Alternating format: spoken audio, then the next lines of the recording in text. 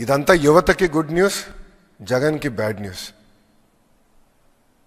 ఈరోజు కూడా మీరు చూస్తే చంద్రబాబు నాయుడు గారు పదే పదే చెప్తున్నారు, జగన్ అనే వ్యక్తి క్రిమినలైజేషన్ ఆఫ్ పాలిటిక్స్ చేస్తున్నాడు. మేమందరం అహర్నిశలు కష్టపడుతున్నాం. గౌరవ ముఖ్యమంత్రి గారు అయితే సింగపూర్లో 8 ఆయన మీటింగ్లు మొదలు పెడితే రాత్రి 11:30 వరకు మీటింగ్లు నిర్వహిస్తున్నారు. అంటే ఆంధ్ర రాష్ట్రానికి పెట్టుబడులు తీసుకురావాలి, యువతకి ఉద్యోగాలు ఉపాధి తీసుకురావాలని ఆయన అహర్నిశలు కష్టపడుతున్నారు. ఆయన అంత కష్టపడుతుంటే మేము కనీసం ఇంకో గంట ఎక్కువ కష్టపడాలని మేమందరం పరిగెడుతున్నాం. గౌరవ ముఖ్యమంత్రి గారితో పోటీ పడాలని ప్రతి మంత్రి మేము పరిగెత్తాం.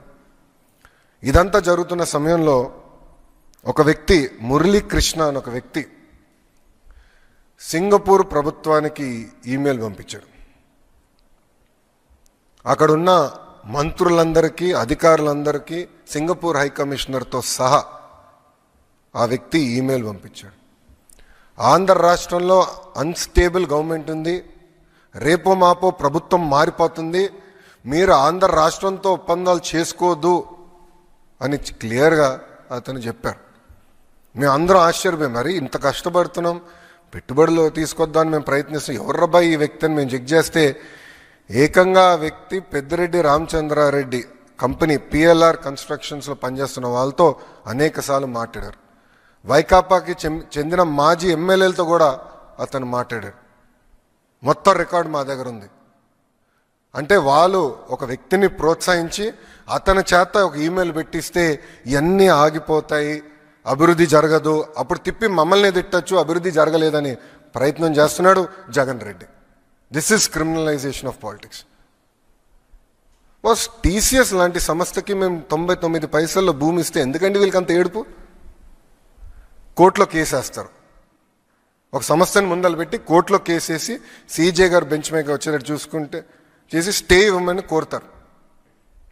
సీజే గారు అక్షంతలు వేసి, అవును తప్పేంటి, టీసీఎస్కి ఇస్తే తప్పేంటి, మీకెందుకు ఇబ్బంది, ఉద్యోగాలు వస్తున్నాయి మీకేంటని చెప్పి పక్కన పడేశారు. అంటే చూడండి, అడుగడుగునా అభివృద్ధి జరగకూడదు, పెట్టుబడులు రాకూడదు, వచ్చే కంపెనీలని తరిమేయాలి, అదే లక్ష్యంతో పనిచేస్తున్నారు. నిజంగానే బాధేస్తుందండి ఈరోజు. ఎందుకంటే సింగపూర్ ప్రభుత్వంలో పనిచేస్తున్న అధికారులు ఒక మాట చెప్పారు. చెన్నైలో ఒక కంపెనీ, సింగపూర్ కంపెనీకి ఏదో ఇబ్బంది వస్తే డిఎంకే, ఏఐడిఎంకే ఎంపీలు అందరూ కలిసికట్టుగా వెళ్ళి సింగపూర్ హై కమిషనర్ గారిని కలిశారు. సింగపూర్ అంటే భారతదేశంలో సింగపూర్ అధికారులను కలిసి ఇది ఉంది, ఈ సమస్య ఉందని చెప్పారంట. ఆయన ఆశ్చర్యపోయారు, అరే మీరు ఇద్దరు ఎప్పుడు కొట్టుకుంటారు కదా, ఇప్పుడు ఇద్దరు కలిసికట్టుగా వచ్చి ఏంటి మమ్మల్ని కలిసారంటే వాళ్ళు ఒక మాట చెప్పారంట. సార్ చెన్నై వరకు మేము కొట్టుకుంటాం సార్, చెన్నై దాటి వచ్చిన తర్వాత మేము తమిళనాడు సార్, తమిళనాడు మేము రాష్ట్రం కోసం మేము కలిసికట్టుగా పనిచేస్తాం, మాకు ఎలాంటి విభేదాలు లేవు, ఈ సమస్య మీరు పరిష్కరించండి అని చెప్పారు. కానీ ఈరోజు చూడండి, ప్రభుత్వం ఇంత కష్టపడుతుంటే, పెట్టుబడులు తీసుకొచ్చడానికి అహర్నిశలు ప్రయత్నిస్తుంటే, వీళ్ళు ఇట్లా ఈమెయిల్స్ రాయించి ఏకంగా కోర్టుకి వెళ్తే ఇంకెక్కడ పోతాండి. మనం బాండ్స్ కూడా రేజ్ చేశాం. ఆర్బీఐ దగ్గర నుంచి అందరి వరకు వీళ్ళు ఈమెయిల్స్ రాశారు. అంటే రాష్ట్రం ముందరికి వెళ్ళకూడదు, ఎట్టి వరుస ఆపేయాలి, వాళ్ళు చేయరు, చేసేవాళ్ళని చేయనీయకుండా ప్రయత్నిస్తున్నారు. ఇది ప్రజలందరూ గమనించాలి. ఎందుకంటే దీనివల్ల తీవ్రంగా నష్టపోయేది ఎవరండి? ఆంధ్ర రాష్ట్రం. ఎవరు బ్రాండ్ పోతుంది? ఆంధ్ర రాష్ట్రం బ్రాండ్ పోతుందండి. చాలా బాధేస్తున్నా ఈమెయిల్స్ అని చదువుతుంటే.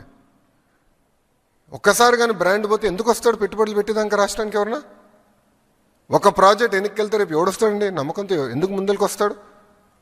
ఈరోజు బాబు గారి పేరు చెప్పుకుని మేము తలుపులు తెరుస్తున్నాం. ఆయన ముఖ్యమంత్రిగా ఉన్నారు కనుక అందరు తిరిగి మళ్ళీ వస్తున్నారు ఆంధ్ర రాష్ట్రానికి. ఇతర దేశం మంత్రులు వస్తున్నారు ఆంధ్ర రాష్ట్రానికి చర్చించడానికి. మొన్నతో యుఏఈ మినిస్టర్ గారు ఫస్ట్ విజయవాడకు వచ్చి ఇక్కడ ప్రోగ్రామ్ చేసిన తర్వాతనే పక్క రాష్ట్రాలకు వెళ్ళారు ఆయన. అంటే అంత కమిట్మెంట్తో మేము పనిచేస్తుంటే వైకాపా వాళ్ళు ఇది చేస్తున్నారు.